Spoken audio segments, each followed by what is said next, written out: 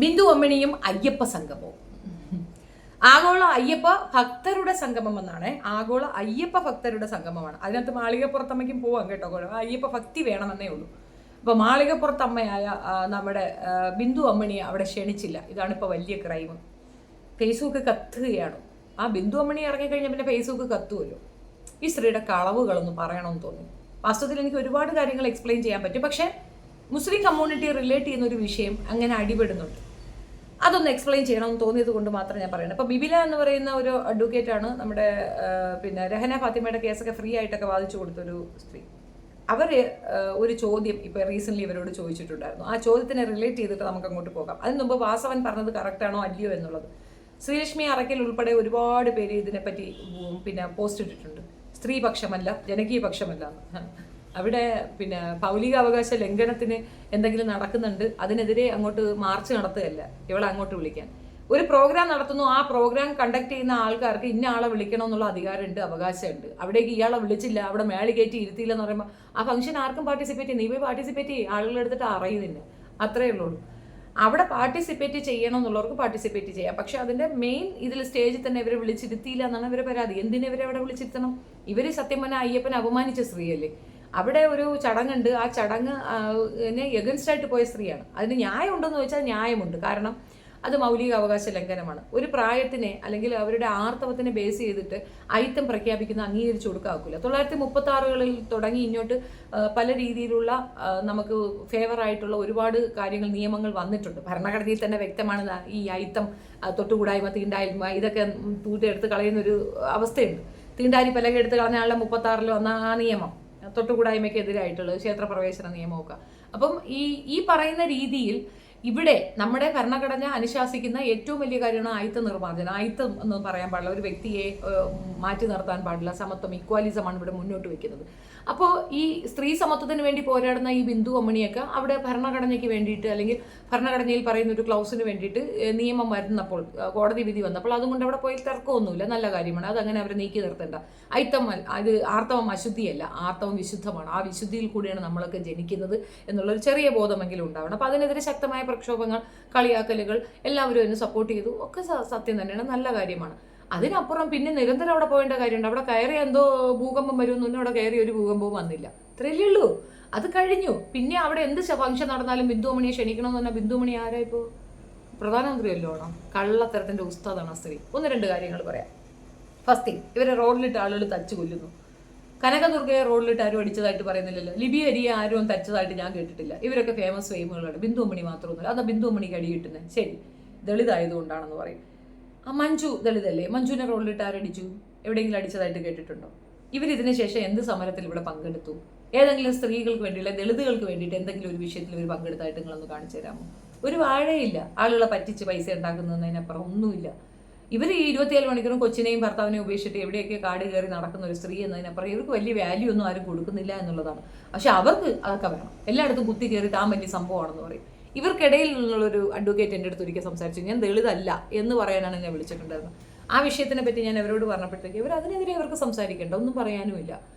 ഇവർക്ക് അവരുടെ കാര്യം മാത്രം നടക്കണം. ഇങ്ങനെ സെൽഫിഷ് ആയിട്ട് നടക്കുന്ന ഒരു സ്ത്രീയാണോ ആക്ടിവിസ്റ്റ്, ഫെമിനിസ്റ്റ്, എന്തരാണോ എന്തോ? മന്ത്രി വാസവനെതിരെയാണ് അങ്കപ്പോര്. അദ്ദേഹം പറഞ്ഞ കറക്റ്റ് അല്ലേ? അവരുടെ പ്രമാണങ്ങൾ എടുത്തു നോക്കി അവർ ഭക്തയാണെന്ന് പറയും. ഭക്തി എങ്ങനെയായിരിക്കണം? അവർ ഒരു ഇനിഷ്യേറ്റ് ചെയ്യുന്ന ഭക്ത എങ്ങനെ ഉണ്ടാവണം? നമുക്കത് ബ്ലൈൻഡ്ലി അയ്യോ ഇതെന്തുവാ എന്ന് തോന്നിയെങ്കിലും ഭക്തി എന്നതുകൊണ്ട് എന്താണ്? അയിത്ത ഉണ്ടാവും, അങ്ങനെ ഉണ്ടാവും, തൊട്ടുവിടായ്മ ഉണ്ടാവും, ബ്രാഹ്മണൻ തന്നെ തരണം, ഇങ്ങനെയൊക്കെ കുറേ ചടങ്ങുകളുണ്ട്. അങ്ങനെയൊന്നും ഇവർ ഫോളോ ചെയ്യുന്നില്ലല്ലോ. ഇവർ തിരുത്തൽവാദിയല്ലേ, ഇവർ ആക്ടിവിസ്റ്റ് അല്ലേ? ഇവരെങ്ങനെയാണ് ഭക്തയാവുന്നത്? ഭക്തർക്കുള്ള ഒരു ചടങ്ങിലേക്ക് ഭക്തയല്ലാത്ത ഒരുത്തിയെ അവിടെ കൊണ്ടുപോകണമെന്ന് എന്തടിസ്ഥാനത്തിലാണ് പറയുന്നത്? തെറ്റല്ലേ? മോശമാണ്. ഇനി പോയിന്റ് പറയാനായിട്ട് വന്ന പോയിന്റ് നുണച്ചിയാണ് മൊത്തത്തിൽ. ഇവരാരും തല്ലാനും പിടിക്കാനും ഒന്നും പോകാറില്ല. ഇവർ അങ്ങോട്ട് കയറി ചൊറിയ, അവന്മാർ കയറി മാന്തും. അത്ര തന്നെയാണ് നടക്കുന്നത്. രണ്ടാമത്തെ കാര്യം, ഇവർ പറഞ്ഞ ഇവരുടെ പോലീസ് പ്രൊട്ടക്ഷൻ എടുത്തു കളഞ്ഞു. ഇവർക്ക് മുഖ്യമന്ത്രി കാണാൻ അനുവാദം കൊടുത്തില്ല. നുണയാണ്, പൊട്ട നുണയാണ്. ഇവരെവിടെയും പോയിട്ടില്ല. കാരണം ഇവർക്കൊപ്പം ഇവർ ഇതേപോലെ പോയ ആൾക്കാരുണ്ട്. ഇപ്പം മറ്റേ കനകദുർഗയായിരുന്നാലും ലിബി ഹരി ഇവരൊക്കെ പോയി കണ്ടതാണ് മുഖ്യമന്ത്രി. അവിടെ ഒരു തടയൊന്നുമില്ല. ഇവർ പോവാതെ പോയിട്ടില്ല. പക്ഷെ ഇവർ പറയുന്നത് എന്നെ കാണാൻ വിസമ്മതിച്ചു. എന്തൊരു നുണച്ചിയാണെന്നറിയാമോ? അത് പോട്ടെ, ഇനി അതും പോട്ടെ, അവർക്ക് കാണാൻ പറ്റിയിരുന്നു. ഇവർക്ക് പ്രൊട്ടക്ഷൻ പോലീസ് എടുത്തു കളഞ്ഞു. പിന്നെ പോലീസ് ഇവിടെ ഉണ്ടാവുമോ? പ്രത്യേകിച്ച് ദളിത് സ്ത്രീയായ ഇങ്ങനെ ഒരു ഇഷ്യൂവിൽ നിൽക്കുന്ന ഒരു സ്ത്രീയുടെ പ്രൊട്ടക്ഷൻ എടുത്തു കളയാന്ന് പറയുന്നത് എന്തടിസ്ഥാനത്തിലാണ്? ഒരു കയ്യിരിപ്പുകൊണ്ടാണ് ഇവർക്ക് പലയിടത്തുനിന്ന് പലതും കിട്ടുന്നത്. ഇവരുടെ പ്രൊട്ടക്ഷൻ ഒന്നും ആരും എടുത്ത് കളഞ്ഞില്ല, ഇവർ എഴുതി കൊടുത്തു.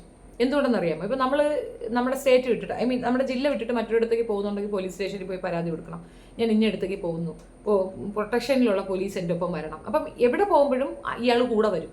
ഒരാളെ നമ്മൾ ഏർപ്പാടാക്കി വെച്ചിരിക്കുന്ന തോക്കുധാരിയായ ഒരു വ്യക്തി നമുക്കൊപ്പം നടക്കുകയാണ്. അപ്പോൾ പോകുന്നിടത്തൊക്കെ റിപ്പോർട്ട് കൊടുക്കണം, അല്ല ചുമ്മാതെ എങ്ങനെ കൊണ്ടു നടക്കാൻ ഒക്കത്തില്ല. അയാൾ വേലക്കാരനല്ലല്ലോ, പോലീസ് സംവിധാനങ്ങളിൽ നിന്ന് നിയോഗിക്കപ്പെട്ട ഒരു വ്യക്തി, നമ്മുടെ സംരക്ഷണത്തിന് നിയോഗിക്കപ്പെട്ട വ്യക്തിയാണ്. അപ്പോൾ കണ്ടടം നിരങ്ങി നടക്കാൻ ഒക്കത്തില്ല, എവിടെ പോകണമെങ്കിലും ഇവിടെ ഇൻഫർമേഷൻ കൊടുക്കണം. അതൊരു ചൊറയാ. അങ്ങനെ ഇവർ കൊണ്ടുപോയി എഴുതി കൊടുത്തിട്ടാണ് പ്രൊട്ടക്ഷൻ പിൻവലിച്ചത്. നിനക്ക് വേണ്ടാന്ന് പറഞ്ഞാൽ തിരിച്ചു വാങ്ങിക്കും. വേറെ ആരും അങ്ങനെ പറഞ്ഞില്ലല്ലോ, വേറെ ആർക്കും അങ്ങനെ വേണ്ടാന്ന് പറയേണ്ടി ഒന്നുമില്ലല്ലോ. അവർക്കൊക്കെ വേണോ, അവരൊക്കെ ഉപ്പൊക്കെ ആ പ്രൊട്ടക്ഷൻ ഇപ്പോഴും നിലനിൽപ്പുണ്ട്. ഇനി അതും പോട്ടെ, ആ ഒരു കാര്യം അവരുടെ കള്ളത്തരമാണ്, ഇതും കള്ളത്തരം. ഇവർ ചെയ്തൊരു വലിയ ലോക കള്ളത്തരം അറിയാമോ? ഷീ പോയിന്റ് എന്ന് പറഞ്ഞിട്ട് പെണ്ണുങ്ങൾക്ക് വേണ്ടിയിട്ട് ഒരു സംഘടന ഉണ്ടാക്കുകയാണ്. ആ സംഘടനയ്ക്ക് വേണ്ടി പൈസ പിരിക്കുന്നു. പിരിച്ച പൈസ കൊണ്ട് സംഘടനയുടെ സ്ഥാപനം നടത്താനെന്നുള്ള രീതിയിൽ ഒരു വീടും പരേഡും വാങ്ങിക്കുകയാണ്. അത് വാങ്ങിയത് ഒരു സ്ത്രീയുടെ കയ്യിൽ നിന്നാണ്. ബിൻ മമ്മൂട്ടി എന്ന് പറയുന്ന ഒരു മുസ്ലിം സമുദായക്കാരൻ്റെ പെങ്ങളുടെ കയ്യിൽ നിന്ന് വസ്തു വാങ്ങിച്ചു. ഈ ബിൻ മോഹൻ നിർഭാഗ്യവശാൽ SDP കാരനാണ്. അതുകൊണ്ട് മുസ്ലിങ്ങളാണ് ഇവരെ പ്രൊട്ടക്ട് ചെയ്യുന്ന, ഇവർക്ക് വേണ്ടി വീട് വെച്ച് കൊടുത്തതെന്ന് പറഞ്ഞിട്ട് ഒരു കിംവദന്തി പ്രചരിക്കുന്നുണ്ട്. സംഖ്യകൾ പ്രചരിപ്പിക്കുന്നതിന് മുസ്ലിങ്ങൾക്ക് അത്രയും വട്ടൊന്നുമില്ല ഈ പെണ്ണുമ്പളെ തൂക്കിക്കൊണ്ട് നടക്കാൻ, വേറെ ആരും ഇല്ലേ. ഇതേപോലെ ഒരു കാര്യം പറഞ്ഞിരുന്നു നമ്മുടെ രഹന ഫാത്തിമയുടെ കേസ്. രഹന ഫാത്തിമ എന്ന പേര് മാത്രമേ ഉള്ളൂ, ഒരു മുസ്ലിം ഒന്നുമല്ല. അവരെന്നേ മുസ്ലിം എക്സ് ആയി പോയ സ്ത്രീയാണെന്നറിയാം. മനോജിനെ കല്യാണം കഴിച്ച് മനോജിന്റെ ഭാര്യയായിട്ട് ജീവിക്കുന്ന അവരെങ്ങനെയാണ് മുസ്ലിം ആവുന്നത്? ഇസ്ലാമിക നിയമപ്രകാരമാണ് അവർ ജീവിക്കുന്നത്. തുണി പറിച്ചെറിയൽ എന്ന് പറയുന്നത് ഇസ്ലാമിൽ നിഷിദ്ധമാണ്. പ്രത്യേകിച്ച് പെണ്ണുങ്ങൾ ഒരു കാരണവശാലും മറയ്ക്കാതെ നടക്കത്തില്ല. അങ്ങനെ മാറും മറ്റതും അങ്ങേയറ്റം അപ്പം വരെ കാണിച്ചുകൊണ്ട് നടക്കുന്ന ഒരു സ്ത്രീക്ക് എന്ത് പറയാനാണ്? അത്രയും മോശപ്പെട്ട് കിടക്കുന്ന ഒരു സ്ത്രീയോട് എന്ത് പറയാനാണ്? അപ്പോൾ ആകെ മൊത്തത്തിൽ കള്ളത്തരം മാത്രം പറയുന്ന ഒരു വിഭാഗത്തിന് വീണ്ടും ഒരു വടി വെട്ടി കൊടുക്കുകയാണ് ഈ സ്ത്രീ. ബിൻ മമ്മൂട്ടിയുടെ വസ്തു, പെങ്ങളുടെ വസ്തു ഇവർക്ക് പകുതി വിലയ്ക്കാണ് കൊടുത്തത്. അത് സ്ത്രീകൾക്ക് വേണ്ടി ഉണ്ടാക്കിയ ഒരു സംഘടനയാണെന്നുള്ളത് കൊണ്ട് അവർക്ക് വേണ്ടി ആ പ്രവർത്തനങ്ങൾക്ക് വേണ്ടിയിട്ട് കൊടുത്തതാണ്. അത് ലീഗൽ ഡോക്യുമെൻ്റ് എല്ലാം കൃത്യമാണ്, അല്ലാതെ ഫ്രീ ആയിട്ടല്ല. പക്ഷേ ഈ സ്ത്രീ ആ പറയുന്ന ഷീ പോയിന്റ് എന്ന് പറയുന്ന സംഘടനയുടെ പേരിലല്ല ഇത് രജിസ്റ്റർ ചെയ്തിട്ടുള്ളത്, ബിന്ദു അമ്മണിയുടെ പേർക്കാണ് രജിസ്റ്റർ ചെയ്തത്. അപ്പോൾ അത് തട്ടിപ്പ് നടത്തിയത് ബിന്ദു അമ്മണിയല്ലേ? തട്ടിപ്പ് നടത്തിയ ബിന്ദു അമ്മണിയെ പിടിക്കുന്നതിന് പകരം നിങ്ങളെന്തിനാണ് മുസ്ലിങ്ങളുടെ തലയിൽ കയറുന്നത്? അവിടെ ആരും ഇവർക്ക് വേണ്ടിയിട്ടൊന്നും കൊടുത്തിട്ടില്ല, പണം വാങ്ങിച്ചിട്ടാണ് വസ്തു കൊടുത്തിട്ടുള്ളത്, ഫ്രീയും അല്ല. പകുതി പണം വാങ്ങിച്ചത് അവരുടെ മാനസിക വലിപ്പം, അത് അവരുടെ കൈയിരിപ്പ് കൊണ്ടാണ്. വേറെ എത്രയും മനുഷ്യർ കഷ്ടപ്പെടുന്നു, അവർക്കൊക്കെ കൊണ്ടുപോയി കൊടുക്കാതെ ഈ പെണ്ണുമ്പിള്ളയുടെ വാക്കും കെട്ടി ഇവർക്ക് കൊണ്ട് കൊടുത്തിട്ടല്ലേ. ഇവരുടെ പേർക്ക് രജിസ്റ്റർ ചെയ്തെടുത്തിട്ടുണ്ടെങ്കിൽ അത് അതിനകത്തുള്ള ബാക്കിയുള്ളവർ ചോദ്യം ചെയ്യേണ്ട ഒരു കാര്യമല്ലേ? ഒരു സംഘടന ഉണ്ടാക്കുമ്പോൾ ഇത്ര പേരുണ്ടാവത്തില്ലേ? മിനിമം 7 പേര് വേണം. ആ 7 പേരിൽ ബാക്കി 6 പേർക്ക് ചോദിച്ചൂടെ, എന്താ ഞങ്ങളുടെ ഒന്നും പേർക്ക് രജിസ്റ്റർ ചെയ്താൽ പറ്റത്തില്ല, നിന്റെ പേർക്ക് എന്തിനാണ് രജിസ്റ്റർ ചെയ്യുന്നത്? അവർ സ്വത്ത് സമ്പാദനത്തിനും പേരിനും വേണ്ടിയിട്ടാണ് അവർ ഈ പറയുന്ന ആക്ടിവിസം കൊണ്ട് ഇറങ്ങി നിൽക്കുന്നത് എന്നുള്ളതാണ് എനിക്ക് മനസ്സിലായത്. അയ്യപ്പൻ്റെ പേര് പറയുമ്പോൾ ഈ പന്ന സ്ത്രീയുടെ പേരും കൂടെ അതിനകത്ത് എടുത്തിടുന്നത് സത്യം തന്നെ മ്ലേച്ഛമാണ്. ഇനി എന്തെങ്കിലും പറഞ്ഞാൽ ദളിതിനെ ചീത്ത പറഞ്ഞാൽ പറഞ്ഞുകൊണ്ട് വരും.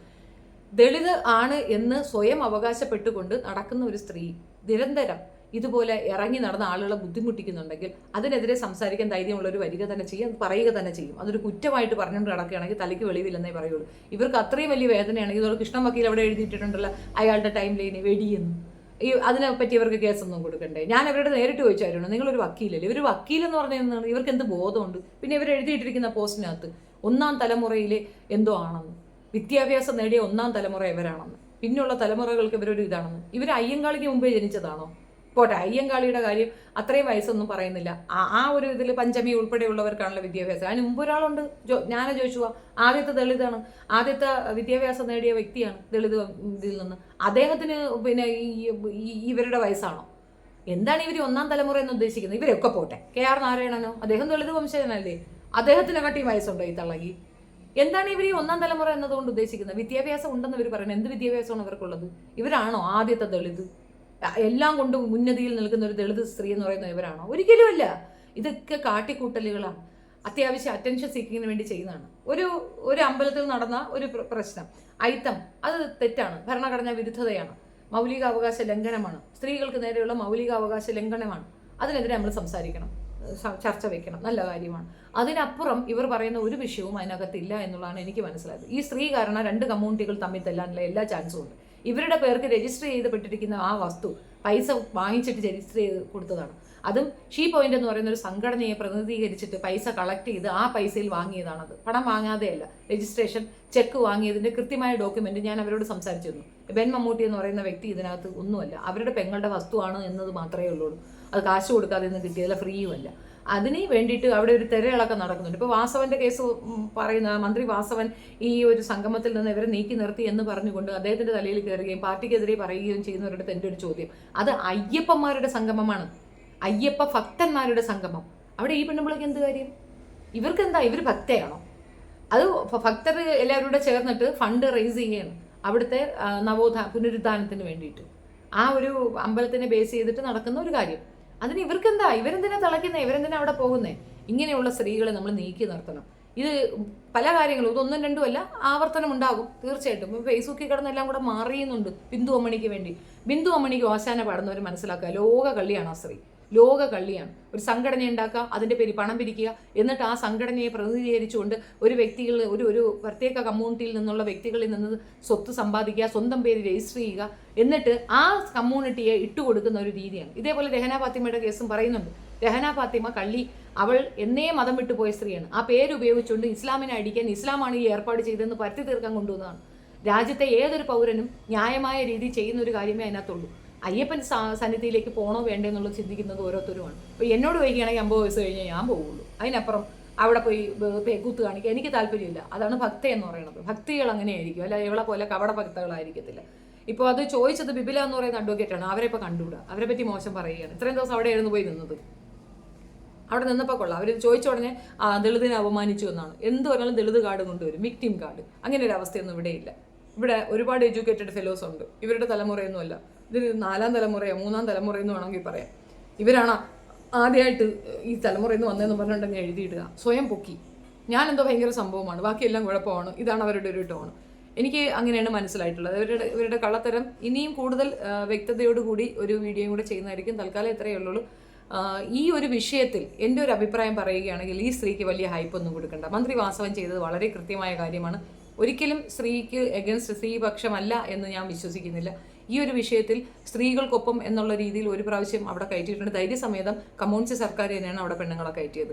അന്ന് ഇത്രയധികം പ്രക്ഷോഭവും ബഹളവും ഒക്കെ തീ കുളിക്കുമെന്നും പറഞ്ഞാൽ ആത്മഹത്യയൊന്നും ശശികല പറഞ്ഞിട്ട് പോലും അത് വഹവയ്ക്കാതെയാണ് കൊണ്ടുപോയി അവിടെ ആളെ കയറ്റിയത്. ഇപ്പോഴും അവിടെ കയറാം, ഇവിടെ ആർക്കും ഒരു വിലക്കുമില്ല, സ്റ്റേ ചെയ്തിട്ടില്ല.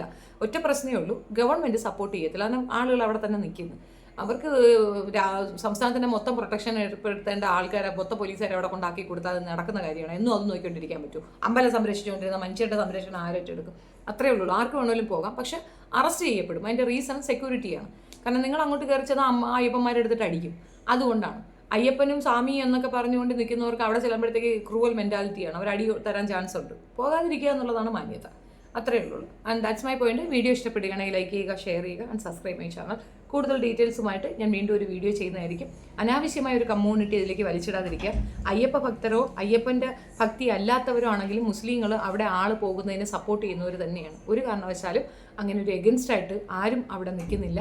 ഇൻഫാക്റ്റ് അവിടെ പോയവർക്ക് എഗൻസ്റ്റ് ആയിട്ട് സംസാരിച്ചേ ഞാൻ കേട്ടിട്ടുള്ളൂ. തെറ്റിനെ തെറ്റെന്ന് തന്നെ പറഞ്ഞാണ് ശീലം. അനാവശ്യമായി അവരുടെ തലയിൽ കയറാതിരിക്കുക.